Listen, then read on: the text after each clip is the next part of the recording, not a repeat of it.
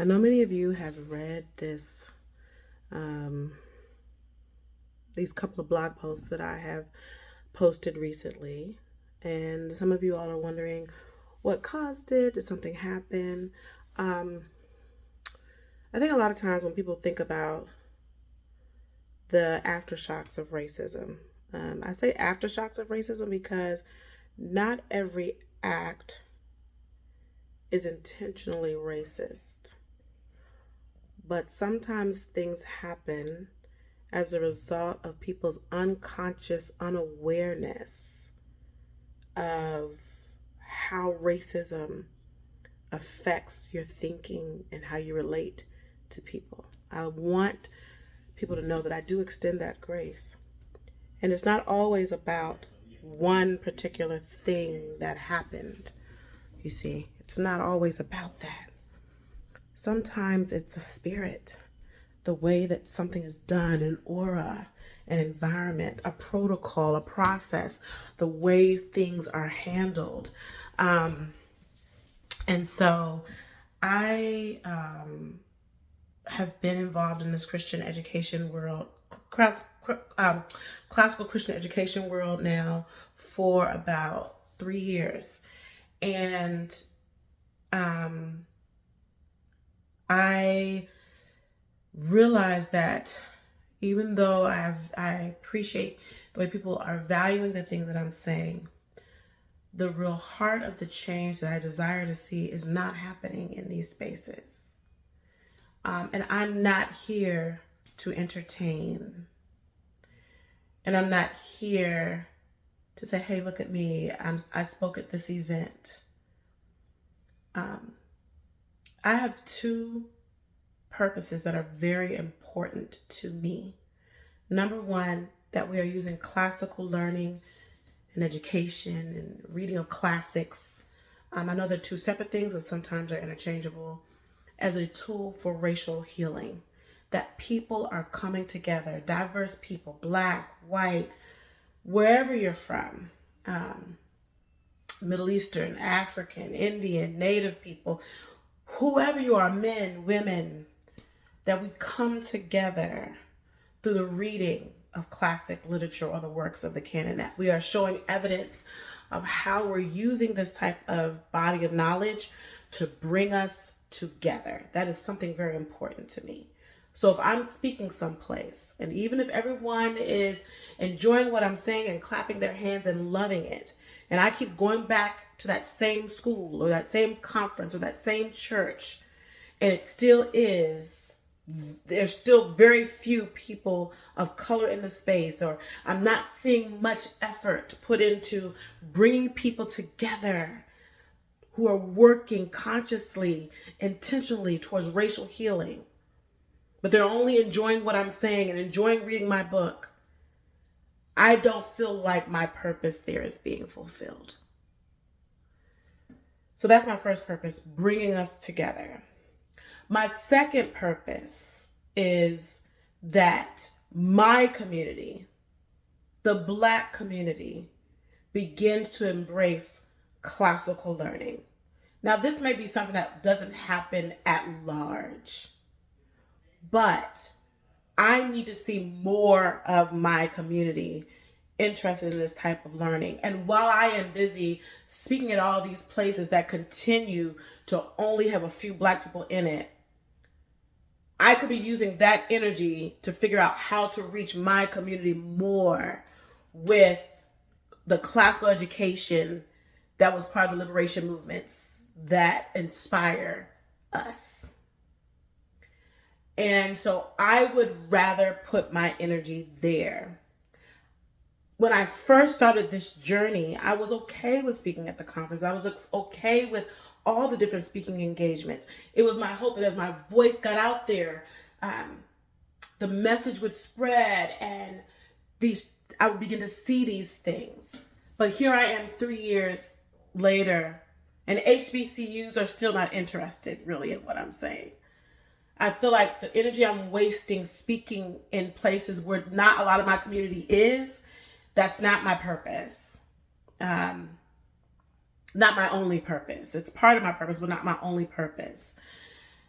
And so I need to stop and think, how do I reach the HBCUs? How do I reach more of the Black community? How do I reach more Black homeschooling parents? How do I reach more Black parents who are just going to schools, private or public, who I want to inspire with this type of learning, because it is so critical.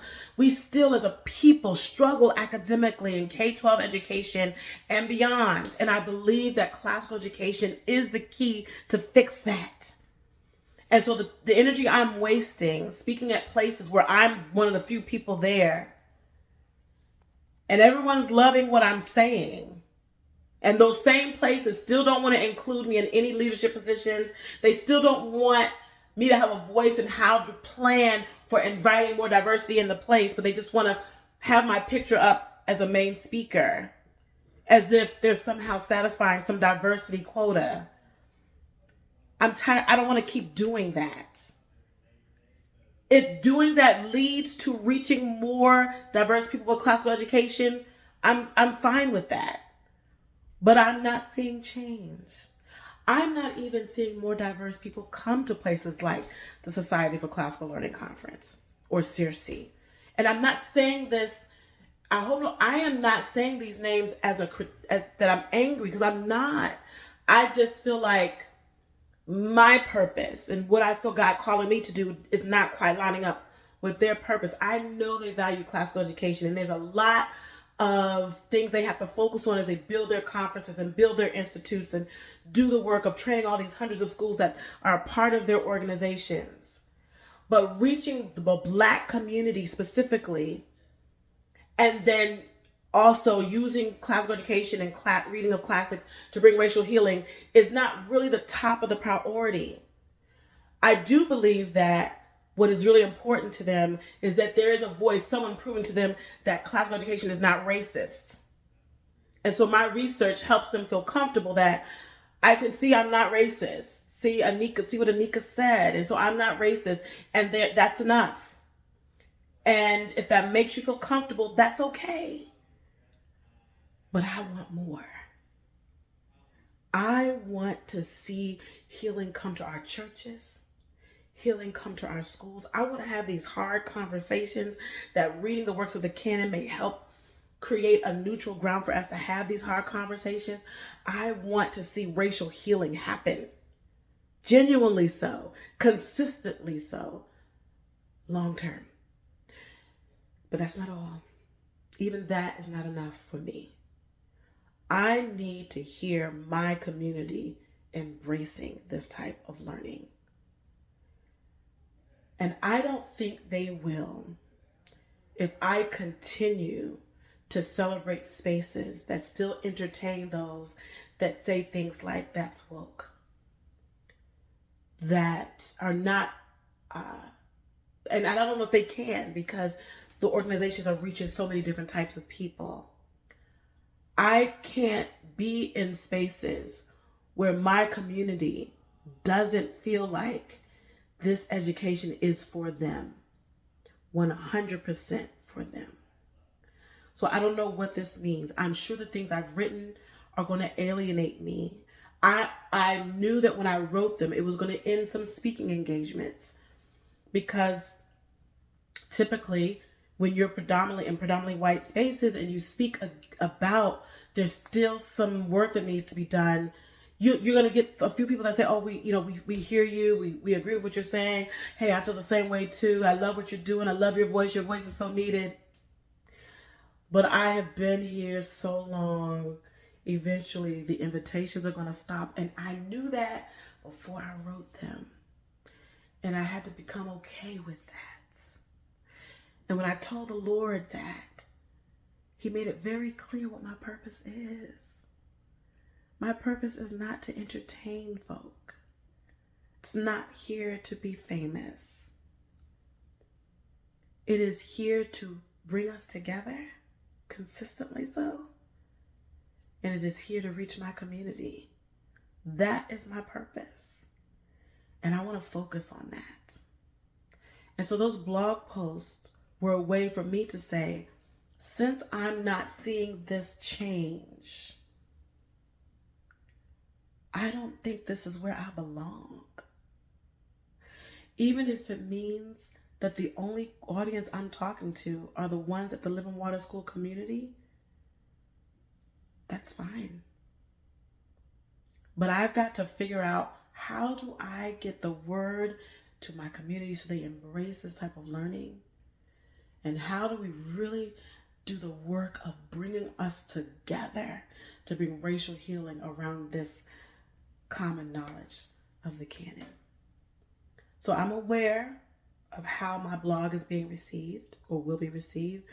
I'm aware that people are going to be reticent to invite me back in the space. I knew that before I wrote it. I counted the cost. I prayed a long time. I got my thoughts together.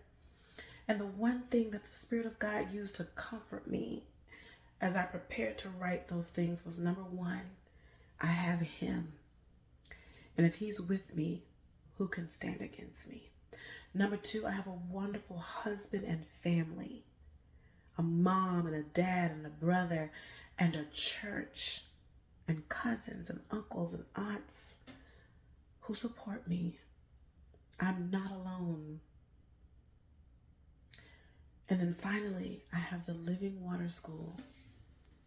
Those beautiful families, those faces of the students that are depending on me to speak truth to power, because it's not because I'm teaching them that there is racism. They often come into my school with grievous racist experience, many times from local Christian schools. So I don't really care what the pastors are saying. I don't care what Vodi Bakram says. Yes, I said his name because I want to be clear. I don't care what Black people may say about racism and whatever. Our young people need us to be honest. And then in our being honest, we equip them with the Word of God and solid literature to help them navigate these difficult human experiences. That's my purpose. And so I really thought through that, and I realized that as I write these things, my audience may diminish. And that's okay, because I'm clear on what God has called me to do.